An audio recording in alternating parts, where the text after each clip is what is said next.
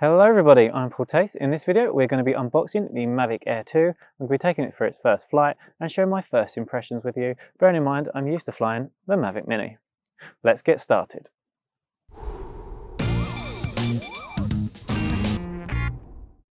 Just before I get started, I will still be making Mavic Mini content as well, so don't be worried if the Mavic Air 2 is not for you.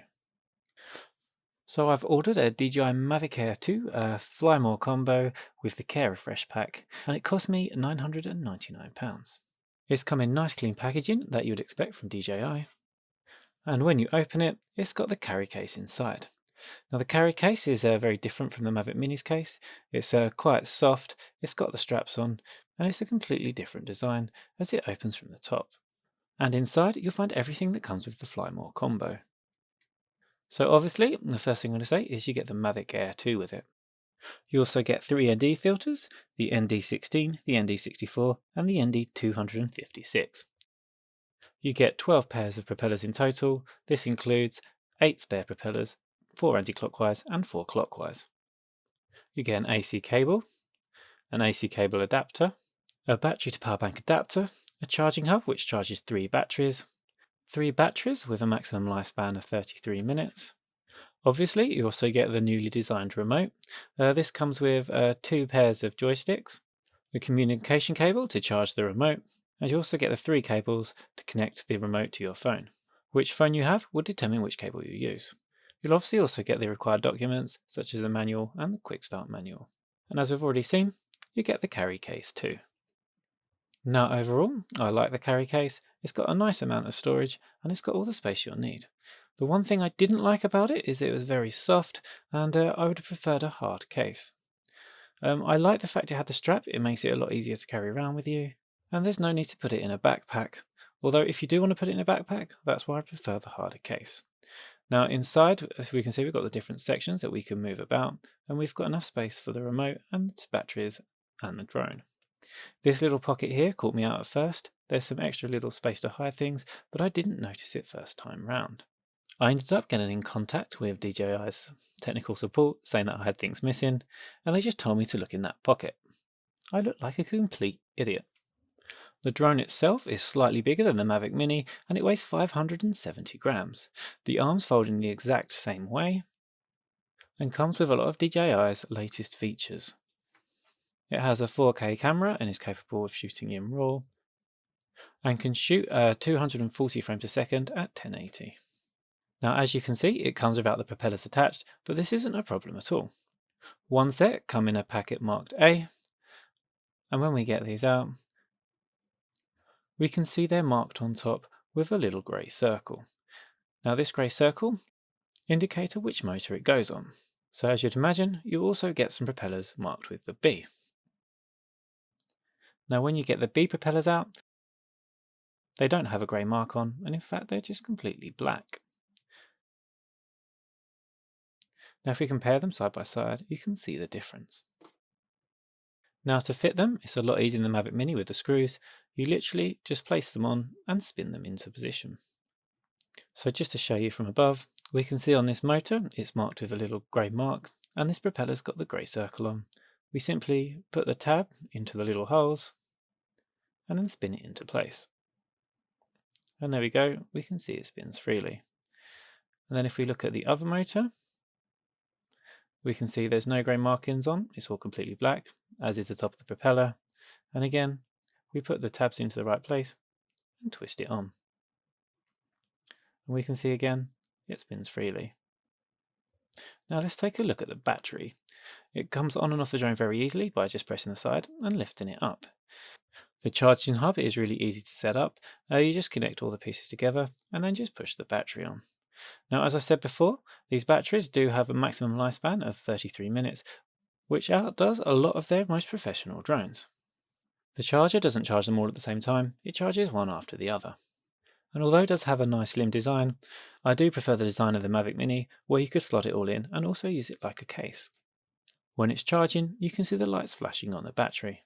It's worth pointing out at this point that little girls are not included. Looking at the remote, it's a lot heftier than you would like from a portable drone. There's a slider on the front, so you can change it from tripod mode all right up to sports mode, and it has the power on switch and the return to home button. It has a function button which you can customize, and a toggle switch to switch from video to photo mode and back again.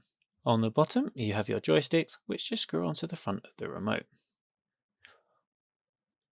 On top you have the gimbal controls and the button to record when you're going along. You also have the antenna that pulls out, which personally I find a lot better than the flippy flappy ones you get on the Mavic Mini. This is also where you hold your phone. And something really good about this is you don't have to take your case off to fit it in. So despite its size, I actually prefer its design. Underneath, you've also got the port to charge your remote, and just so you can see it, this is what the back of the remote looks like. To attach your phone, all you do is you just pull up on the antenna, and then just slot your phone in, and it fits in there perfectly. Well, nearly perfectly. There we go. From here, you can connect the remote to the phone using the cable provided, and then all you have to do is make sure you've got the DJI Fly app installed. So once you've charged all your batteries, it's time to take the drone out and give it a go. Now, I did find that when I got out, I had a lot of firmware updates to do, and this took a long time, and in hindsight, I should have done this at home. Also eager to get out, I forgot to put in an SD card, which is worth mentioning does not come with the Flymore combo. But luckily for me, and unknown to me, the Mavic Air 2 actually comes with 8GB of internal storage, which is obviously really useful. Now, the first time I took it out, it was a bit windy, and if I'd been flying my Mavic Mini, I would have been a bit hesitant when I put it up. However, when I put this into the air, it looked really solid and stable, and I had no real worries. I was also quite impressed by how quiet the drone was, considering its size. I also decided to fly it a bit further than I usually with my Mavic Mini, and the reception between the remote and the drone was solid. It's advertised of having a 2km range in the UK, and also across Europe. However, if you have an American version, the range is significantly increased due to the technology they have out there. Now, where we use the DJI Fly app, it was really good because it was already familiar to me. There were some additional things, such as the little icon to show you what obstacle avoidance was working, and I decided to fly towards the bush to see how this worked. And it worked well. The faster speed you've got it on, the earlier it will kick in. And it also had a ton of extra features. When you flip through the video, you have the option to shoot 60 frames a second at 4K, and then if you go into slow motion at 1080, you can shoot 240 frames a second. In the quick shot menu, you can also do boomerang and asteroid, which although gimmicky, can still be fun. There's also the option to shoot 8K hyperlapses, which is obviously something you just couldn't do with the Mini. Having said that, it really did struggle in the strong wind. There are a lot of other features. The one I want to mention most of all is the active tracking. This is really easy to use. All you have to do is select yourself on the screen and then follow the instructions, and you can get the drone to follow you really easily. I was amazed at how smooth this was and how it did manage to follow me around a tree. Now, I didn't test everything, but overall I found it to be a really solid drone. The fear I would have of putting the Mini up in the wind, I just didn't have with this drone. It feels well built and solid.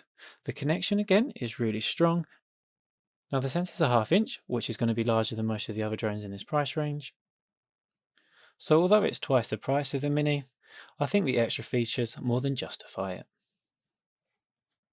Now down below I do have an affiliate link to the Mavic Air 2. I get a small percentage as commission, but at no cost to yourself. So if you want to support the channel and you want to get a Mavic Air 2, this is a great way to do it. Okay guys, so if you have any questions, please feel free to drop them in the section down below. And as always, hitting that like button is a huge help to me as a creator. That's it for this video, and I hope to see you in the next one. Now just in case you're wondering why I started recording outside and then it ended up inside, here's a little hint to why. Hello. Hello. No. Oh my god. I've got dog slobber on my back.